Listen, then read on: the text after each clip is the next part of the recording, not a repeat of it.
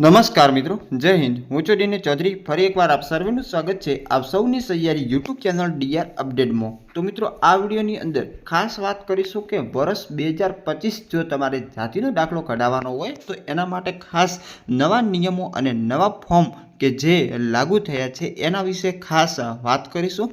સાથે સાથે જે જાતિનો દાખલો કઢાવવા માટે તમારે ડોક્યુમેન્ટ શું જોઈએ આ મિત્રો ખાસ અગત્યનું છે.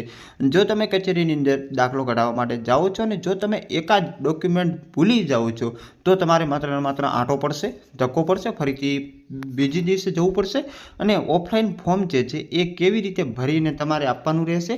તો જે અરજીની સાથે સાથે કયા કયા પુરાવાઓની જરૂર પડે એની આપણે વિગતવાર વાત કરીશું અને એ જે પુરાવા છે એ તમારે એની પ્રમાણિત નકલ લઈને જવાનું રહેતું હોય. સાથે સાથે જેનો જાતિનો દાખલો કઢાવવાનો હોય એ પોતાને રૂબરૂ જવાનું, કારણ કે એની અંદર એમનો ફોટો પાડવામાં આવતો હોય છે. તો એના વિશે સંપૂર્ણ વાત કરીશું આ વિડીયોની અંદર. અને જો તમે જાતિના દાખલા માટે વિડીયો જોઈ રહ્યા છો તો વિડીયો અંત સુધી જોશો તો તમને બિલકુલ સારી રીતે ખબર પડી જશે. સાથે સાથે ફોર્મ કઈ રીતે ભરવું એની પણ હું માહિતી આપી દઈશ. તો વિડીયો અંત સુધી જોતા રહેજો. ચેનલ પર ન હોય તો સબસ્ક્રાઇબ કરી બેલ આઇકન પ્રેસ કરી દો અને આ ફોર્મની પીડીએફ તમને આપણી ટેલિગ્રામમાં મળી જશે. તો ચાલો વિડીયો શરૂ કરીએ.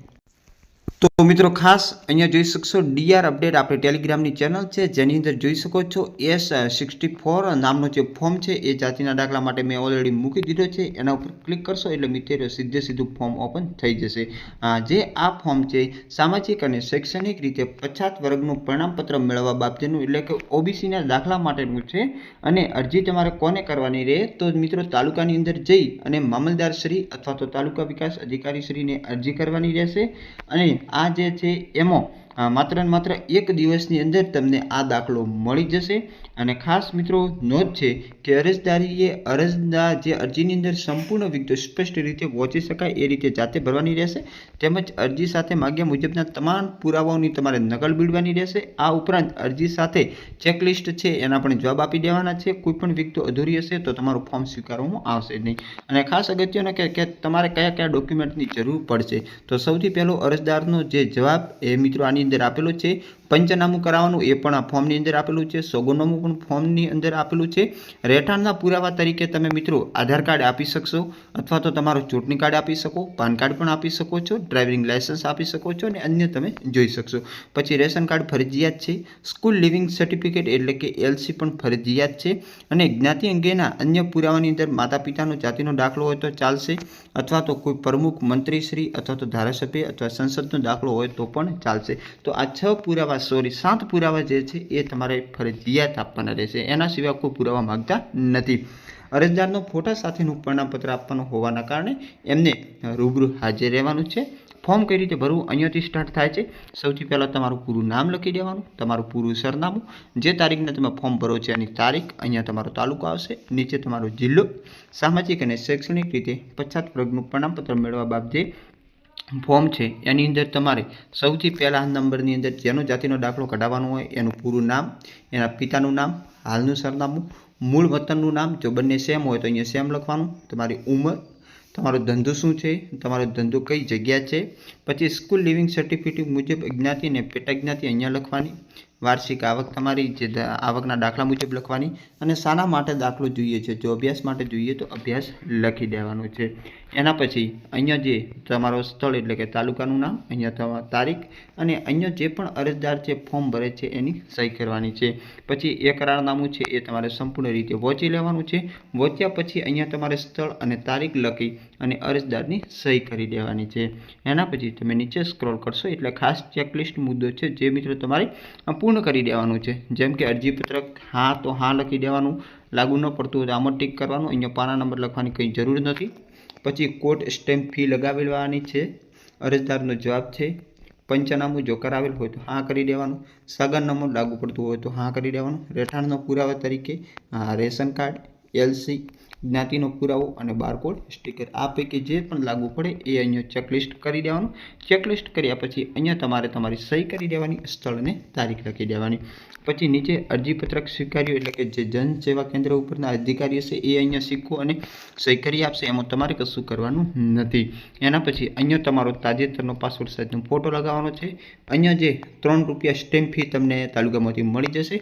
બારકોડ સ્ટીકરની અંદર કોઈ લગાવવાની જરૂર નથી.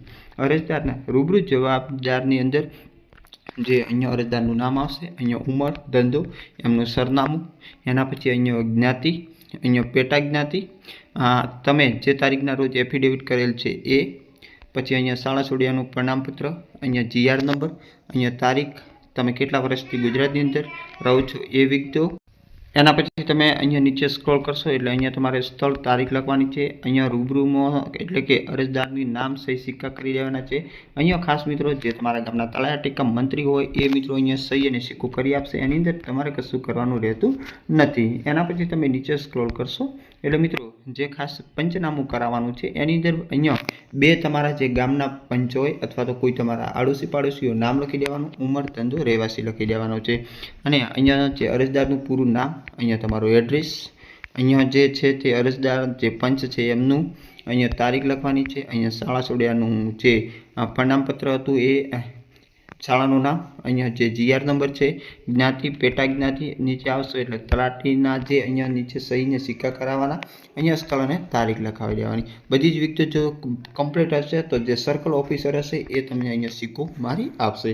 એના પછી તમારે સોગંદનામું કરાવવાનું છે, જે નોટરી કહી દઈએ આપણે, 20 રૂપિયાના સ્ટેમ્પ પેપર ઉપર, જેમાં તમારું નામ, ઉંમર, ધંધો, તમારું એડ્રેસ, એના પછી જ્ઞાતિ, શાળા છોડ્યાનું પ્રમાણપત્ર, શાળાનું નામ, તારીખ, જ્ઞાતિ, કેટલા વર્ષોથી તમે ગુજરાતમાં રહીએ છીએ એ બધી જો એફિડેવિટ કરાવી અને અહીંયા તમારું પોતાની સહી કરવાની, સ્થળ, તારીખ લખવાની, નીચે તમે જ્યાં નોટરી કરાવવા જશો એ જ તમને અહીંયા સિક્કો અને સહી કરી આપશે. એની અંદર તમારે કશું કરવાનું રહેતું નથી. આટલું ફોર્મ ભરી અને જે આપણે કીધા છે એ તમામ ડોક્યુમેન્ટની એક ઝેરોક્સ આની સાથે જોડી અને તમારે જે જનસેવા કેન્દ્રના અધિકારી હોય એની પાસે સહી કરાવી દેવાની છે. એના પછી તમારો જે ફોટો પાડવામાં આવશે, ફોટો પાડ્યા પછી જે તમારું જાતિનો દાખલો નીકળશે એની અંદર તમારે જે મામલતદાર શ્રીનો એની અંદર સિક્કો આવશે અને એમની સહી આવશે. એ બધું પટ્યા પછી તમને 1 દિવસની અંદર આ દાખલો મળી જશે. તો ખાસ મિત્રો આની અંદર જે મોટાભાગના પ્રશ્નો હતા એ ડોક્યુમેન્ટના હતા, અહીંયાથી તમે સ્ક્રીનશોટ લઈ લેશો. આ જે 7 ડોક્યુમેન્ટ છે આ કમ્પલસરી છે. આ ડોક્યુમેન્ટ હશે તો જ તમારો જાતિનો દાખલો નીકળશે. અને જે પણ મિત્રોને અન્ય કોઈ પણ પ્રકારના પ્રશ્નો હોય તો નીચે કોમેન્ટ બોક્સની અંદર પૂછી લેવાના, જેના કારણે તમને હું કોમેન્ટ દ્વારા જવાબ આપી દઈશ. અને ખાસ મિત્રો અન્ય જેમ કે SC, ST, EWS એના સિવાયના જે દાખલાઓ છે એની વિગતો તમને આ જ ચેનલ એટલે કે DR અપડેટ ઉપર હવે પછીથી મળશે.